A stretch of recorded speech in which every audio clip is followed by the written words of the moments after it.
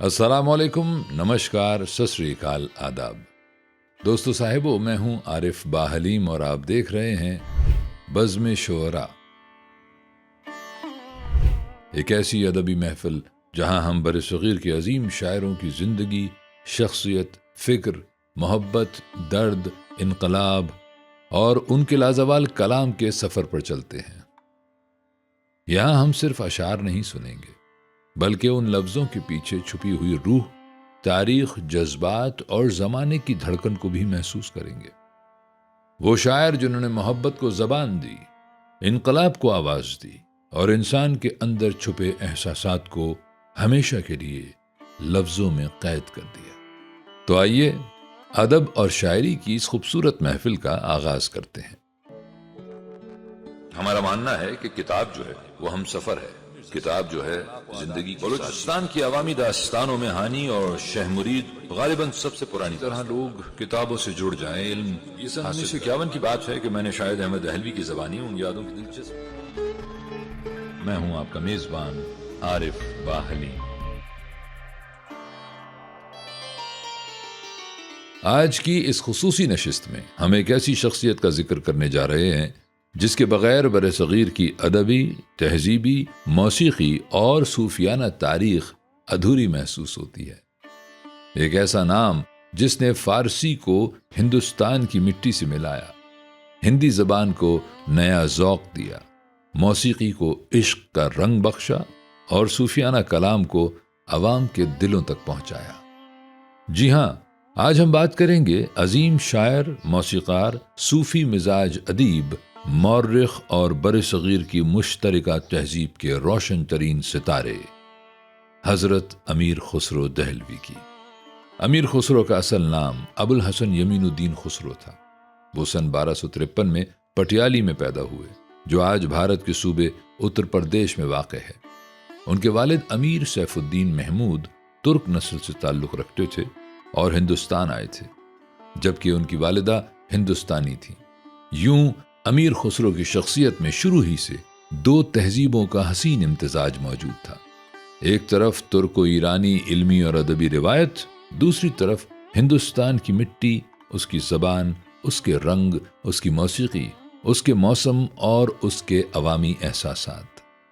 یہی امتزاج آگے چل کر امیر خسرو کی شاعری، موسیقی اور شخصیت کی سب سے بڑی پہچان بنا۔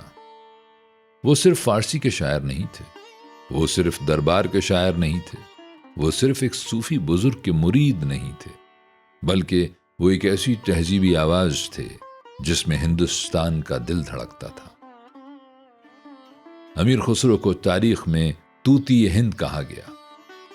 طوطی یعنی خوش آواز پرندہ، مگر خسرو کا طوطی ہونا صرف خوش آوازی کا معاملہ نہیں تھا، وہ ہندوستان کی آواز تھے۔ انہوں نے اس سرزمین کے رنگ، رسم، زبان، محبت، فراق، بارش، بسنت، خانقاہ، دربار اور عوامی زندگی کو اپنے کلام میں جگہ دی۔ ان کے ہاں فارسی کا وقار بھی ہے، ہندی کی مٹھاس بھی، درباری شان بھی ہے، خانقاہی عاجزی بھی، محبت کا سوز بھی ہے، موسیقی کی لے بھی، اور سب سے بڑھ کر مرشد سے عقیدت کا وہ رنگ ہے جو ان کی شخصیت کو ایک روحانی بلندی عطا کرتا ہے۔ امیر خسرو کا بچپن آسان نہ تھا۔ ان کے والد کا انتقال اس وقت ہو گیا جب وہ ابھی کم عمر تھے، مگر قدرت نے ان کے اندر غیر معمولی ذہانت، حافظہ، زبان کا ذوق اور شاعری کا ایسا جوہر رکھا تھا کہ بہت چھوٹی عمر ہی میں ان کا کلام لوگوں کو حیران کرنے لگا۔ کہا جاتا ہے کہ انہوں نے بچپن ہی سے شعر کہنا شروع کر دیا تھا۔ وہ فارسی، عربی، ترکی اور ہندوستانی بولیوں سے واقف تھے، مگر ان کی اصل عظمت صرف زبانیں جاننے میں نہیں تھی۔ اصل عظمت یہ تھی کہ وہ زبانوں کو الگ الگ خانوں میں بند نہیں کرتے تھے، بلکہ ان کے درمیان پل بناتے تھے۔ یہی وہ وجہ ہے کہ ان کے کلام میں ایک ایسی جامعیت پیدا ہوئی جو آج بھی دل کو چھوتی ہے۔ امیر خسرو کی زندگی کو سمجھنے کے لیے دو دنیاؤں کو سمجھنا ضروری ہے۔ ایک دنیا تھی دہلی سلطنت کی، دربار، بادشاہ، سیاست، جنگ، اقتدار، انعام، منصب اور تاریخ کے بڑے بڑے واقعات۔ دوسری دنیا تھی حضرت نظام الدین اولیاء کی خانقاہ، فقر، محبت، عاجزی، خدمت، سمع، ذکر، روحانیت اور مخلوق خدا سے بے لوث عشق۔ امیر خسرو ان دونوں دنیاؤں کے درمیان چلتے رہے۔ وہ بادشاہوں کے دربار میں بھی رہے، مگر دل ان کا حضرت نظام الدین اولیاء کے قدموں میں رہا۔ دربار نے انہیں شہرت دی، خانقاہ نے انہیں معنی دیے۔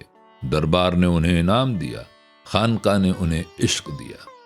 دربار نے انہیں شاعر بنایا، نظام الدین اولیاء نے انہیں خسرو بنایا۔ حضرت نظام الدین اولیاء سے امیر خسرو کا تعلق صرف مرید اور مرشد کا رسمی تعلق نہیں تھا، یہ محبت کا تعلق تھا، یہ روحانی وابستگی کا تعلق تھا۔ امیر خسرو اپنے مرشد سے بے پناہ عقیدت رکھتے تھے۔ روایت ہے کہ جب حضرت نظام الدین اولیاء کا وصال ہوا تو امیر خسرو کا دل ٹوٹ گیا۔ وہ اس صدمے کے بعد زیادہ عرصہ زندہ نہ رہ سکے اور اسی سال سن 1325 میں دہلی میں انتقال کر گئے۔ آج بھی دہلی میں حضرت نظام الدین اولیاء کے مزار کے قریب امیر خسرو کا مزار موجود ہے۔ زندگی میں بھی مرشد کے قریب اور وفات کے بعد بھی مرشد کے قریب۔ یہ بات ہی کیا کم ہے کہ ایک عظیم شاعر کی آخری آرام گاہ بھی عشق کی گواہی دیتی ہے۔ امیر خسرو کی شاعری میں صوفیانہ رنگ بہت گہرا ہے۔ ان کے ہاں عشق صرف رومانوی جذبہ نہیں بلکہ روحانی کیفیت ہے۔ یہ عشق مرشد سے بھی ہے، خدا سے بھی، انسان سے بھی، وطن سے بھی، زبان سے بھی اور موسیقی سے بھی۔ ان سے منسوب مشہور کلام آج رنگ ہے اے ماں رنگ ہے ری، میرے محبوب کے گھر رنگ ہے ری، آج بھی صوفی محفلوں میں گایا جاتا ہے۔ یہ صرف ایک گیت نہیں، یہ ایک کیفیت ہے۔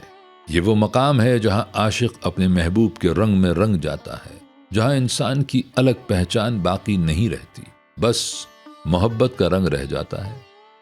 اسی طرح ان سے منسوب ایک اور مشہور کلام چھاپ تلک سب چھینی رے منہ سے نینا ملائی کے، یہاں محبوب کی نگاہ عاشق کی پہچان چھین لیتی ہے۔ یہ صوفی عشق کا وہ مقام ہے جہاں آدمی اپنا نام، اپنا غرور، اپنی ذات سب کچھ کھو دیتا ہے، مگر عجیب بات یہ ہے کہ اسی کھو جانے میں اسے اپنا اصل وجود ملتا ہے۔ صوفی شاعری کا یہی راز ہے، عشق میں ہارنا ہی جیت ہے، خود کو کھونا ہی پانا ہے اور مٹ جانا ہی باقی رہنا ہے۔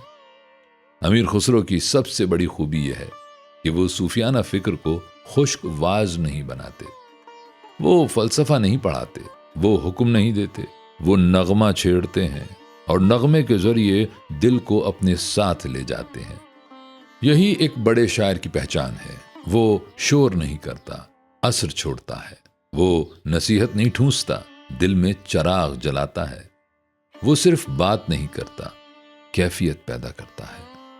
امیر خسرو کی فارسی شاعری بھی نہایت بلند مقام رکھتی ہے۔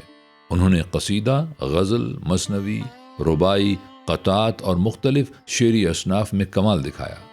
ان کے دیوان اور مثنویوں نے فارسی ادب میں انہیں ایک ممتاز مقام عطا کیا۔ ان کی اہم تصانیف میں تحفۃ الصغر، وسط الحیات، غزۃ الکمال، بقیہ نقیہ اور نہایت الکمال جیسے دیوان شامل ہیں۔ اسی طرح ان کی مثنویوں میں مطلع الانوار، شیریں و خسرو، مجنوں و لیلی، آئینہ سکندری اور ہشت بہشت کو خاص مقام حاصل ہے۔ یہ وہ زمانہ تھا جب فارسی علمی، ادبی اور درباری زبان تھی۔ بڑے شاعر فارسی میں لکھتے تھے، بڑے مورخ فارسی میں تاریخ مرتب کرتے تھے اور دربار میں ادبی عظمت کا معیار بھی فارسی ہی سمجھا جاتا تھا۔ امیر خسرو نے فارسی میں نہ صرف بلند پایہ شاعری کی بلکہ اسے ہندوستانی فضا سے بھی آشنا کیا۔ انہوں نے فارسی کے کلاسیکی سانچے میں ہندوستان کے رنگ، موسم، جذبات اور زندگی کو جگہ دی۔ وہ روایت سے جڑے ہوئے تھے مگر روایت کے غلام نہیں تھے۔ وہ فارسی تہذیب کے شاعر تھے مگر ہندوستان ان کی روح میں بسا ہوا تھا۔ یہی وجہ ہے کہ ان کی شاعری میں ایران کی لطافت بھی ہے اور ہندوستان کی مٹی کی خوشبو بھی۔ امیر خسرو کو صرف شاعر کہنا بھی ان کے ساتھ انصاف نہیں، وہ ایک مورخ بھی تھے۔ انہوں نے اپنے زمانے کے سیاسی اور تہذیبی حالات کو بھی قلم بند کیا۔ وہ دہلی سلطنت کے کئی بادشاہوں کے عہد سے وابستہ رہے۔ انہوں نے بلبن، خلجی اور تغلق دور کے سیاسی ماحول کو دیکھا۔ دربار کی دنیا میں اقتدار کا عروج و زوال، جنگیں، فتوحات، سازشیں، وفاداریاں اور بے وفائیاں سب موجود تھیں۔ خسرو نے اس دنیا کو قریب سے دیکھا، مگر ان کے دل کی اصل پناہ خانقاہ میں تھی۔ یہ دوہری زندگی امیر خسرو کی شخصیت کو بہت دلچسپ بناتی ہے۔ وہ دربار میں بھی ہیں مگر درباری نہیں ہو جاتے، وہ خانقاہ میں بھی ہیں مگر دنیا سے مکمل کنارہ کش نہیں ہوتے، وہ فارسی کے شاعر بھی ہیں مگر ہندی کو حقیر نہیں سمجھتے، وہ موسیقی کے آدمی بھی ہیں مگر موسیقی کو صرف تفریح نہیں سمجھتے۔ ان کے ہاں موسیقی روح کی غذا بن جاتی ہے۔ قوالی کے ساتھ امیر خسرو کا نام بہت محبت سے لیا جاتا ہے۔ عوامی روایت میں انہیں قوالی کی تشکیل یا ترقی سے منسوب کیا جاتا ہے۔ اسی طرح ترانہ، خیال، ستار اور موسیقی کی کئی روایات بھی ان سے منسوب کی جاتی رہی ہیں۔ تاریخی طور پر ان نسبتوں پر اہل علم کے درمیان مختلف آراء موجود ہیں، مگر ایک بات بالکل واضح ہے کہ امیر خسرو کا نام برصغیر کی صوفی موسیقی سے اس قدر گہرا جڑ چکا ہے کہ اسے الگ کرنا ممکن نہیں۔ ان کا کلام کتاب میں بھی زندہ ہے، محفل میں بھی، درگاہ میں بھی زندہ ہے، دل میں بھی۔ قوال کی آواز میں بھی زندہ ہے، سننے والے کی آنکھ کے آنسو میں بھی۔ یہی شاعر کی اصل بقا ہے۔ کتاب میں بند لفظ تب تک زندہ نہیں رہتا جب تک وہ لوگوں کے دلوں میں نہ اترے۔ امیر خسرو کے لفظ صدیوں سے دلوں میں اتر رہے ہیں۔ امیر خسرو کی زبان دانی بھی حیرت انگیز تھی۔ فارسی ان کی بڑی ادبی زبان تھی، مگر انہوں نے عوامی زبان ہندی کو بھی عزت دی۔ انہوں نے اس زبان میں گیت، بول، پہیلیاں، کہہ مکرنیاں اور عوامی انداز کے اشعار کہے۔ یہ کہنا شاید مبالغہ ہوگا کہ اردو کو امیر خسرو نے پیدا کیا، مگر یہ کہنا بالکل درست ہے کہ وہ اس تہذیبی اور لسانی سفر کے بڑے ابتدائی چراغوں میں سے ہیں جس نے آگے چل کر اردو، ریختہ اور شمالی ہندوستان کی مشترکہ ادبی زبانوں کو نئی زندگی دی۔ زبان کبھی ایک دن میں پیدا نہیں ہوتی، زبان صدیوں کے میل جول سے بنتی ہے۔ بازار، دربار، خانقاہ، فوج، سفر، محبت، شادی بیاہ، گیت، دکھ اور خوشی، یہ سب مل کر زبان بناتے ہیں۔ امیر خسرو اسی بنتی ہوئی زبان کے پہلے بڑے گواہوں میں سے ہیں۔ ان کے ہاں ہندوستان سے محبت کا جذبہ بھی بہت واضح ہے۔ وہ زمین کی تعریف کرتے ہیں، اس کی زبانوں، اس کے علم، اس کے موسموں اور اس کے لوگوں اور اس کی تہذیب پر فخر کرتے ہیں۔ یہ بات اپنے زمانے کے لحاظ سے بہت اہم تھی، کیونکہ اس دور میں فارسی تہذیب کا غلبہ تھا اور اہل دربار اکثر ایران و خراسان کی طرف دیکھتے تھے۔ مگر امیر خسرو نے ہندوستان کو صرف رہنے کی جگہ نہیں سمجھا، اسے اپنی روح کا وطن بنایا۔ ان کے کلام میں ہندوستان کبھی رنگ بن کر آتا ہے، کبھی بسنت بن کر، کبھی بارش بن کر، کبھی محبوب کی آنکھ بن کر، کبھی خانقاہ کے سما بن کر، اور کبھی ایک ایسے وطن کی صورت میں جس پر شاعر کو فخر ہے۔ امیر خسرو کی ایک اور بڑی خوبی ان کی ذہانت اور خوش مزاجی تھی۔ ان سے منسوب پہیلیاں اور کہہ مکرنیاں آج بھی مشہور ہیں۔ ان میں زبان کا کھیل بھی ہے، عوامی مزاج بھی اور ذہن کی چمک بھی۔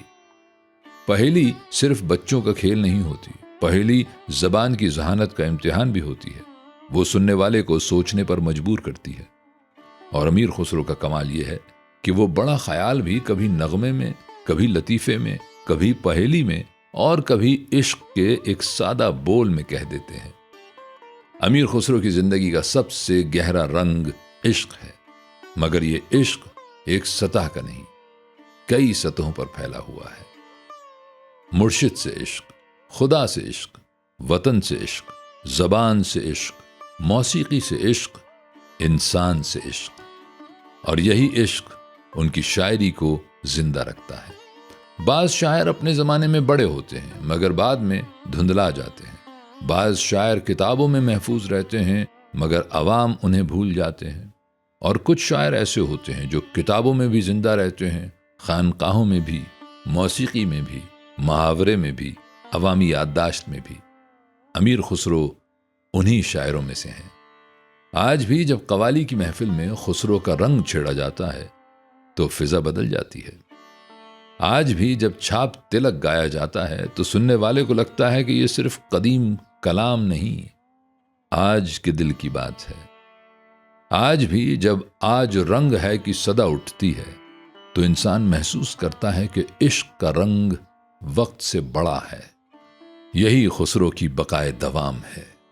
وہ صرف 13ویں اور 14ویں صدی کے شاعر نہیں، وہ آج کے بھی شاعر ہیں، کیونکہ دل آج بھی وہی ہے، عشق آج بھی وہی ہے، جدائی آج بھی وہی ہے، مرشد کی محبت آج بھی وہی ہے، اور انسان کی اندرونی پیاس آج بھی وہی ہے۔